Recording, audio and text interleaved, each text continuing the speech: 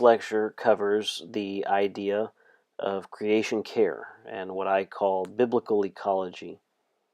And this is a very important topic, a very timely topic. At the same time, this can be a very controversial topic for many people, largely because for either political or for theological reasons, those who take up the cause of creation care are assumed to be some kind of either political or theological liberal. And of course, the people who take that position, in their mind, all things liberal are bad. So we want to take a more biblical approach to this, take a biblical look at this, and it might confuse some people as to why creation care belongs in a practices of mission class. But remember, we're getting to what is the mission of God, what is He about, not what are those individual practices that we do. So most people kind of have as a presupposition the notion that that mission is us doing evangelism or church planting. Some people will add to that some kind of humanitarian care, but in general, we kind of reduce it to discipleship and to discipleship and church planting. And so we want to expand that to say this class is not just about what are the things that we do for God, which is a very narrow definition, but what is it that God is wanting to do in the world? And creation care, I hope by the end of this lecture, is something that you will understand His heart and His role in. The first thing that we need to look at is faulty foundations, because on either the Christian side or the secular side, many of the foundations that inform a view on creation care and what we ought to do with nature are based around some kind of faulty assumption. And I would argue, as do many other evangelicals, that it is Christians who have the best foundation upon which to practice creation care. And many other groups that are trying to practice creation care are doing so kind of against their worldview. And so some of the faulty foundations we're going to look at are these. The first one is pantheism. Pantheism as a theological construct is the idea that God is inside of nature, and that essentially everything is one thing. In these worldviews, man and God are essentially the same thing. Our current perplexity in life is based around the fact that we have not realized this, and when we realize this, we'll experience some kind of enlightenment, some kind of nirvana. So, in the pantheistic system, man is no more than the grass. This is very relevant as a faulty foundation, because in the Christian worldview, man is much more than the grass. Man is the pinnacle of God's creation. Man is a co-regent with God. And so we don't want to say that humankind is no more than grass, but those who start from the philosophical assumption of pantheism can't really get beyond why man's rights, humankind's rights, should be respected any more than animal rights. And then at a certain point, the worth and value of a human is equated to the worth and value of any tree or any living thing or any non-living thing. And obviously, this is a very wrong-headed approach. The second faulty foundation that many people come across is animism. And animism in its religious context is the idea that the objects we see in nature, trees, rocks, hills, etc., are in some way inhabited or animated by the spirits or by life force or by something of that nature. And so the presupposition of animism would lead us to believe that we take a tree, for instance. We can't cut it down because it's sacred. The tree itself has some kind of spirit within it which the act of cutting it down would harm. Again, this is not at all close to where the biblical worldview would have us understand our role in helping take care of nature. Next, we have pragmatism. Now, honestly, at the end of the day, this is where many arguments on any side of the fence boil down to. Do it for ourselves. Do it because it works better. And for Christians and for the Christian Foundation for creation care, the impetus for us to be involved in creation care is so much stronger than simply for ourselves. We should do it for the Creator and for the creation. These are noble ends, even if they don't serve a human purpose. If it never benefits me in any way, shape, or form to take care of God's earth, I do it as an act of obedience as His creature. And so the argument of pragmatism really breaks down. In an ironic way, people who approach it from a pantheistic setting where man is no more than the grass wind up saying man is the center of the universe because let's do it for ourselves. And so it becomes a kind of hypocritical and self-defeating foundation for creation care. Next is deism. Deism is the idea that in some way, shape, or form God is abstractly removed from His creation, and so God only acts in the world through spirit. And obviously this is not the biblical viewpoint. God is a personal God, and we don't mean God is my own individual, my pocket Jesus, if you will. Not that God belongs to me, but God has personality. He is not just an impersonal force that's flowing through nature. And so with deism, God sets up the world, he makes it spin, and then He backs away, and He doesn't do anything. But this creates a split that we'll talk about a little bit more deeply in the second one, which is the nature-grace dualism. The nature-grace dualism is a problem that has plagued Christian practice and Christian theology since its inception. And essentially, imagine a house with two floors. Or if we were to draw the universe, we could split it in half with a horizontal line. And on the north half of this line is what Francis Schaeffer calls the upper story. And on the bottom half of this line is the lower story.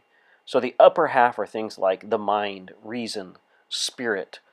And in the lower half are things like matter, the physical stuff that the world is made of, bodily passions, bodily needs, everything down here on earth. And inevitably, when you have a nature-grace split, an upper and lower story split, you wind up where the upper story is prioritized at the expense of the lower. And obviously, this isn't a good context for creation care. It isn't a good foundation for creation care because essentially all of the temporal world its only end is to serve the purpose of getting us on towards the spiritual realm. And so it has no value, it has no intrinsic value of itself.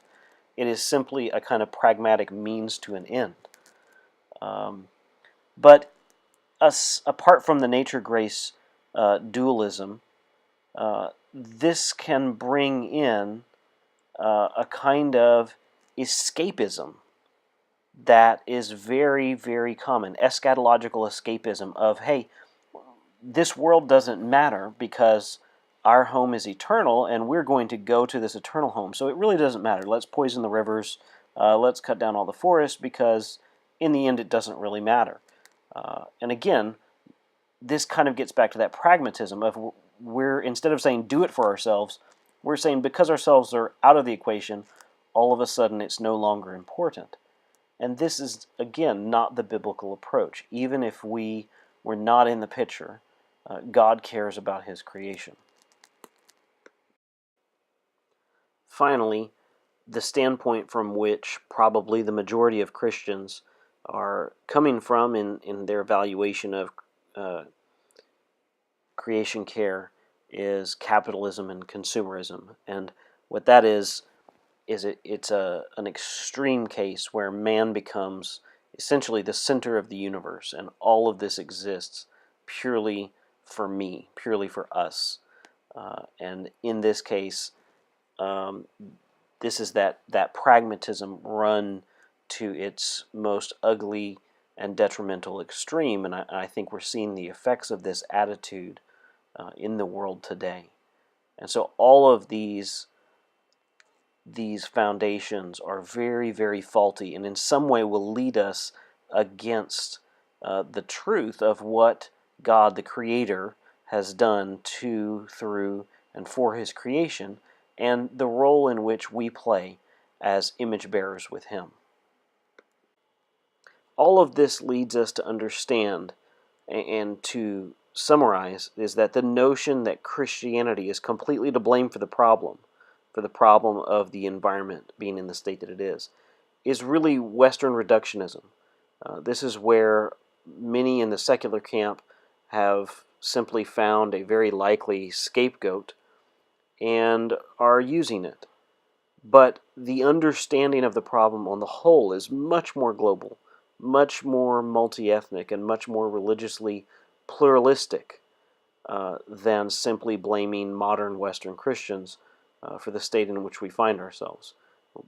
Undoubtedly, we have done our part and we've contributed. At the same time, the true answer and the true foundation for nature having value in and of itself and for the higher purpose of its creator can only be found through the biblical worldview.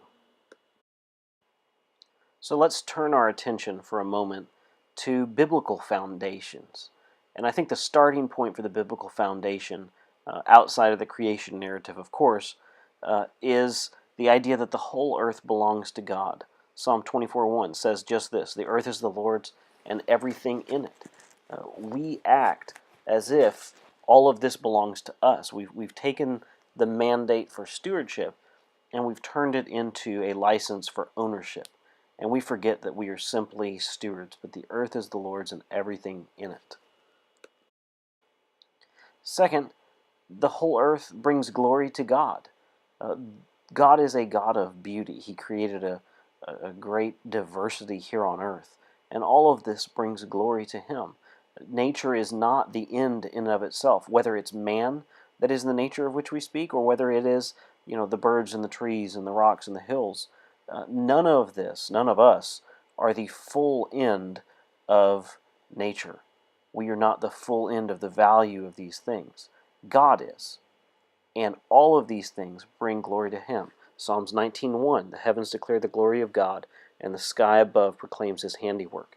Take a moment, read through Job 37. It's a beautiful depiction of how the world brings glory to God. The whole earth was created good. We forget this, and in the nature-grace split, this is something that gets missed, because if the upper story and if the mind and if the spirit become good and become the priority, that means the lower story become evil and they become bad and innately corrupted. And yes, we live in a fallen world, but that is not the whole story. The whole earth was created good. Next, the whole earth was created and organized by God. If we look at the creation account, there's great care taken to describe category after category of things in a kind of telescoping way. So the light is created first, and then the sun, moon, and stars. The land is created, and then the animals. And so there's a great organization and beauty. Psalm 33:6-9 says, "By the word of the Lord the heavens were made, and by the breath of His mouth all their host. He gathers the water of the sea as a heap. He puts the deep in storehouses. Let all the earth fear the Lord. Let all the inhabitants of the world stand in awe of Him. For He spoke and it came to be. He commanded and it stood firm." Colossians 1:16-17 said, "For by Him all things were created in heaven and on earth, visible and invisible, whether thrones or dominions, rulers or authorities. All things were created through Him and for Him. And He is before all things, and in Him all things hold together."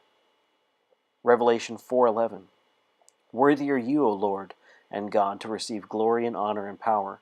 For you created all things, and by your will they existed and were created." Everything that God has made is for His own glory, and He organized it accordingly. The whole earth was marred by the fall. In creation care, it's easy to lose sight of this. It's easy to assume that nature is always best, only to forget that nature is corrupted and nature is under a curse. And so nature is not working exactly the way that God intended it. And so there is a role for us to play. One, in not simply trusting the instincts of nature. Just because something is the natural way that something happens doesn't make that a morally right thing or a morally wrong thing. It's something that we, as believers, through the Spirit, have to look at and evaluate. But the ways in which nature is not acting correctly upon itself are ways in which God would call us to act upon nature. Just as the earth was marred by the fall, and we can't, because of that, we cannot create a split as the nature grace dualism would have us do. But we do recognize that fully as being part of the story, part of the world in which we now live. Just as the whole earth was marred by the fall, the whole earth is the object of redemption. Colossians 1:19 through 20 says, "For in him all the fullness of God was pleased to dwell, and through him to reconcile all things, whether on earth or in heaven, making peace by the blood of his cross." Romans 8:19 through 23 says, "For the creation waits with eager longing for the revealing of the sons of God, for the creation was subjected to futility, not willingly, but because of him who subjected it, in hope that the creation itself will be set free from its bondage of corruption, and obtain the freedom of the glory of the children of God. For we know that the whole creation has been groaning together in the pains of childbirth until now. And not only the creation, but we ourselves, who have the first fruits of the Spirit, groan inwardly as we eagerly await the adoption as sons, the redemption of our bodies." So here in this passage, Romans 8, Paul doesn't make that nature grace split. He's saying, yes, we yearn for this spiritual redemption along with the rest of the earth. So let's take a few moments and lay out some guidelines and some boundaries for our work as we go forward. The first boundary we want to look at is that good creation care focuses on the Creator rather than the creation. This might seem counterproductive, but the moment we start focusing on creation, we will either focus on nature itself as an end in and of itself, or we will wind up focusing on ourselves as the end of nature. And neither of these are the true end. We have to focus on the Creator rather than the creation. And because we focus on the creation rather than the Creator, we recognize a kind of parallel ideal that the creation is never the end in and of itself. And by creation, we mean nature itself, but we also mean humankind. Nature is not the center, nature is not the goal, mankind is not the center, mankind is not the goal. Creation care prioritizes what the Creator prioritizes. We often forget that humans are part of nature. Somehow we put ourselves outside of this or in a separate category. And so when we talk about creation care, intrinsically we focus on the animals or the water or the air or these things without understanding that in the biblical worldview, humanity is the crowning achievement of God's creation. And so we have to prioritize what the Creator prioritizes. Good creation care sees humanity's ability to partner with God through the sciences as a good thing. Remember, we don't view the world as inherently corrupt, and we don't view man as completely outside of nature. We are part of the equation, and neither do we view nature as completely correct and autonomous as a system. In many ways, it too is in rebellion against God, and it is groaning. And in God's redemption, we play a part. And so we partner with the sciences in a positive way. Many who get into creation care from a secular perspective inevitably see humankind as the problem, as the greatest predator, as the greatest destroyer in nature. Uh, Biblically speaking, the same passage which gives the mandate to humankind to exert rule over creation, and which is where we would say is our justification for Christians entering creation care, is the same passage which gives the command for fruitfulness. And God finds glory in both of those. God finds glory in man mankind taking over the earth in stewardship and responsibility. And he also finds glory in mankind reproducing itself. Mankind is not the enemy. Again, our creation care has to prioritize what the Creator prioritizes, and so our creation care inevitably will be human-centric on some level. Furthermore, within the command for creation care is the command for work. We often overlook the fact that many of the jobs in the world, while needing to be done in a responsible way, are also essential to the functioning of humanity on the whole. There is a command for work, and as such, there are many aspects in which everyday jobs play into the overall picture of creation care. Finally, good creation care recognizes God's covenant with Noah includes nature. This might seem like an abstract or esoteric type point, but it really isn't. The point at which we can see nature being restored and renewed is also the point at which God makes a covenant with Noah regarding nature. And so Christians can never get into the mindset that God is careless with his creation and that God does not want his creation taken care of. He does, and this is why he includes it in Noah's covenant.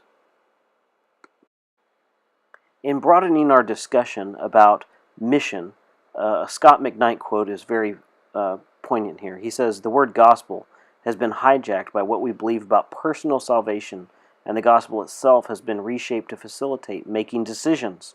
The result of this hijacking is that the word gospel no longer means in our world what it originally meant to either Jesus or the apostles." I bring up this quote because inevitably there's probably some of you who are listening to this who there's a part of you that says, you know what, this doesn't make sense. Mission is evangelism. Mission is the gospel.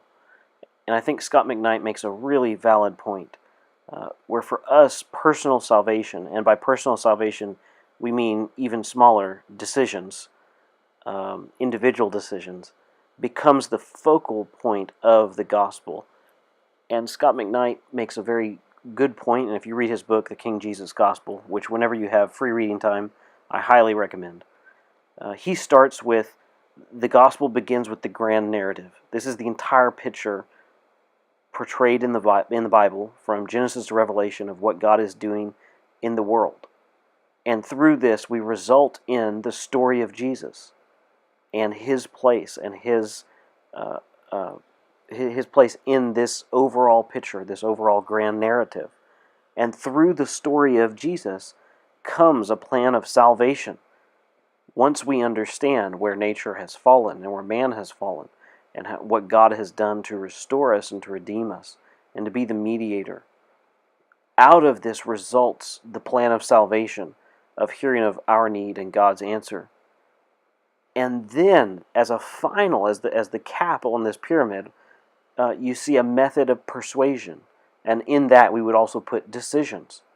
However, when we speak of mission, we reduce it all to that top little cap, and we say, look, this method of persuasion or that method of persuasion is the right or wrong method of persuasion, rather than getting back to the grand narrative. We push numerically for results, and so we reduce everything to that final piece.